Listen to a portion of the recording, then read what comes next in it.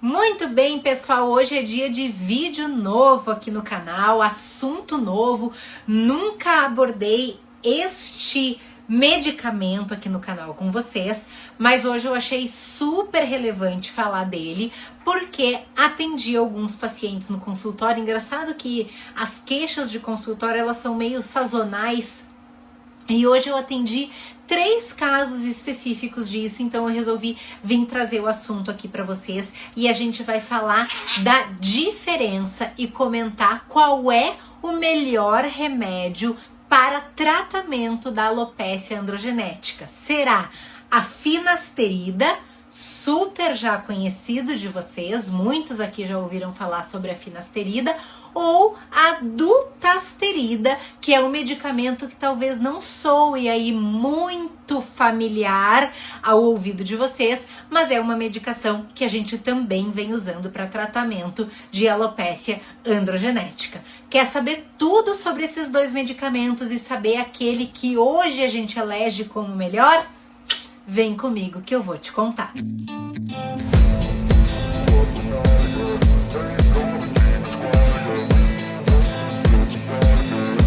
Se tu ainda não me conhece, eu sou a doutora Carolina Espanhol, sou médica dermatologista, sou especialista em patologias de pele, cabelos e unhas, não faço estética, eu me especializei mesmo na parte clínica da dermato. Então, se tu tem qualquer doença de pele que precise de algum tratamento, eu posso te atender de forma presencial, e também se for algo que a gente consiga fazer online, eu também presto atendimento online. Hoje o meu assunto então vai ser sobre a diferença e qual a melhor medicação, se é a finasterida ou é a dutasterida. Primeiro, vocês têm que saber um pouquinhozinho assim a respeito de alopecia androgenética.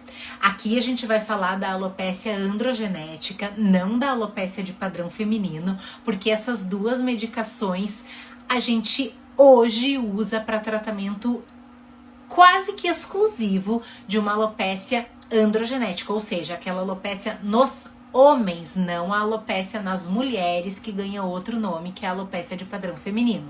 Quando a gente fala aí tanto da finasterida quanto da dutasterida, ambas as medicações fazem bloqueio da 5-alfa-redutase, que é uma enzima que converte a testosterona em dihidrotestosterona, que é a enzima responsável pela alopecia, pela calvície.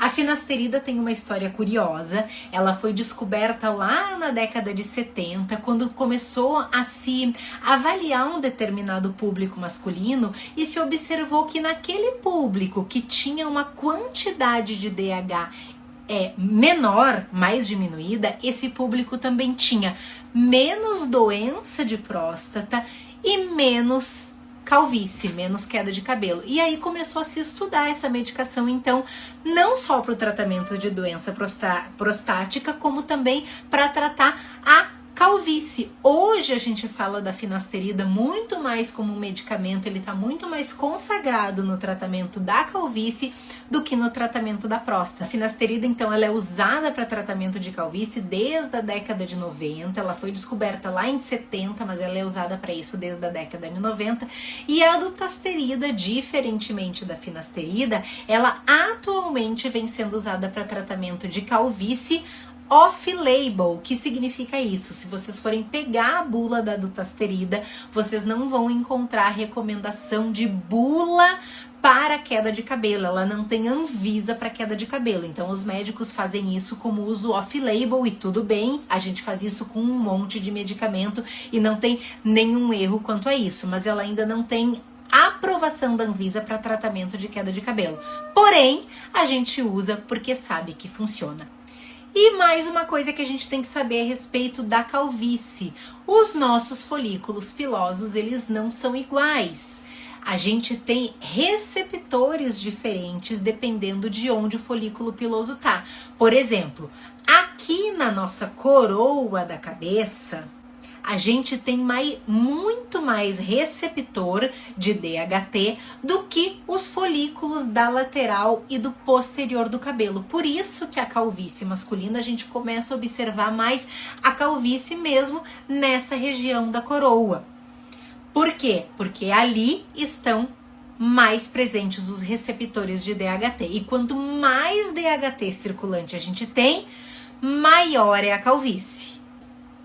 Por isso que essas duas medicações vão fazer o bloqueio do DHT, vão fazer o bloqueio da enzima que converte a testosterona em DHT, que é a 5-alfa-redutase.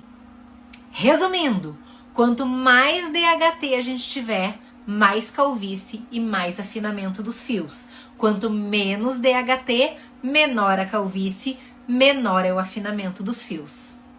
Aí, ok, doutor, então se ambas as drogas vão fazer a inibição da enzima que converte a testosterona em dihidrotestosterona, qual é a diferença entre as duas? A diferença é que a gente tem dois tipos de 5-alfa-redutase. Tem a 5-alfa-redutase do tipo 1 e a 5-alfa-redutase do tipo 2.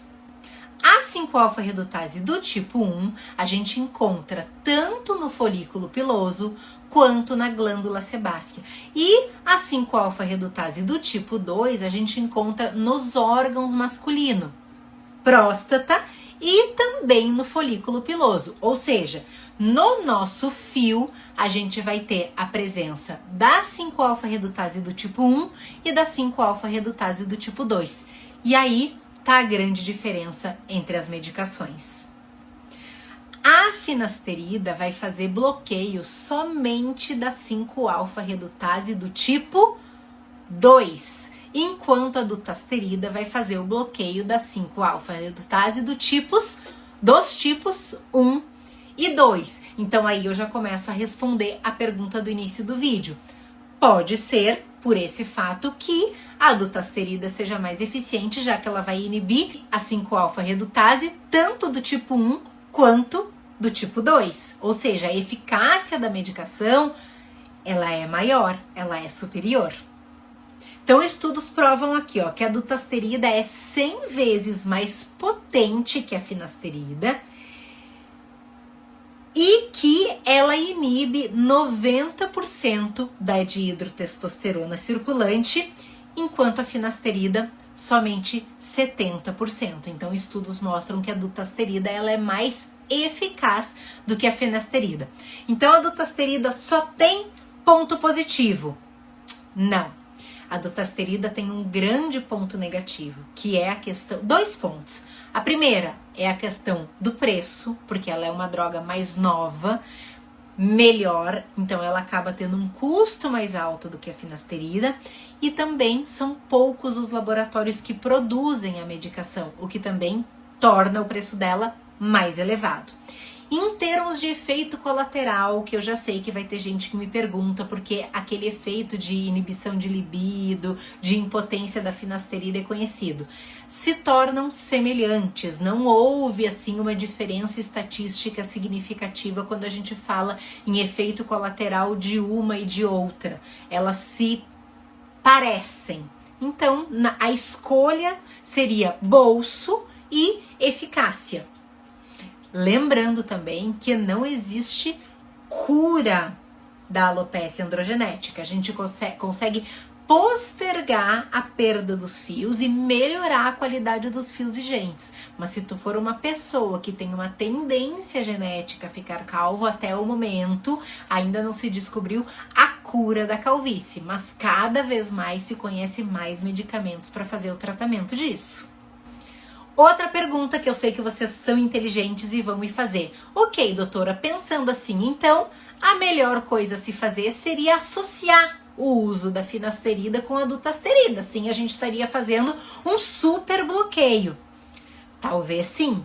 Ainda não existem estudos que comprovam e nem que fazem essa associação de uso da dutasterida com a finasterida, mas em teoria, pensando numa matemática e lógica, numa ciência lógica, apesar de medicina não ser matemática, provavelmente a melhor escolha de tratamento realmente seria fazer a associação entre as duas.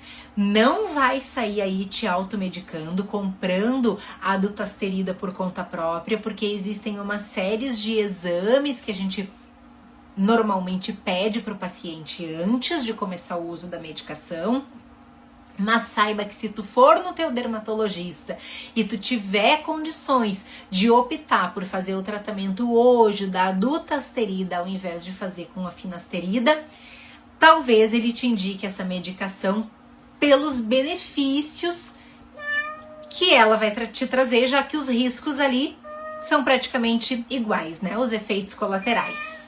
Legal, né, gente, saber sobre isso. Eu acho que, assim, a medicina, cada vez que ela evolui mais, isso me emociona, me empolga de trazer essas novidades para vocês, porque quanto mais a gente estuda, mais alternativa aí de tratamento a gente consegue agregar no nosso paciente no dia a dia. Lembrando que se tu fizer um tratamento associado para uma calvície, juntar o uso de medicamento oral, juntar ali o uso do minoxidil, juntar, de repente, algum tratamento de cunho estético que vai fazer direto no teu folículo, claro que cada vez tu vai agregar mais opções de tratamento e claro que o teu tratamento vai ser cada vez melhor. Mas quando surge aí uma medicação no mercado que a gente consegue imputar no que a gente já vem fazendo na nossa rotina, eu acho isso, ó, super vantajoso. Já é a hora, claro, de deixar o teu like, se inscrever no canal, compartilhar o vídeo com um amigo, deixar pra mim um comentário, lembrando, gente, que o teu like é super importante pra mim, porque isso faz com que o YouTube entenda que esse conteúdo tá sendo relevante e divulgue ele pra ainda mais pessoas. Também te convido a me seguir lá nas redes vizinhas de TikTok e Instagram, e hoje eu vou ler pra vocês, nem escolhi ainda, esse versículo que tá em Efésios 2:10. Porque somos criação de Deus, realizada em Cristo Jesus, para fazermos boas obras, as quais Deus preparou antes para nós as praticarmos. Era o meu recado para hoje, um beijo grande a todos e até o nosso vídeo de amanhã. Tchau, tchau!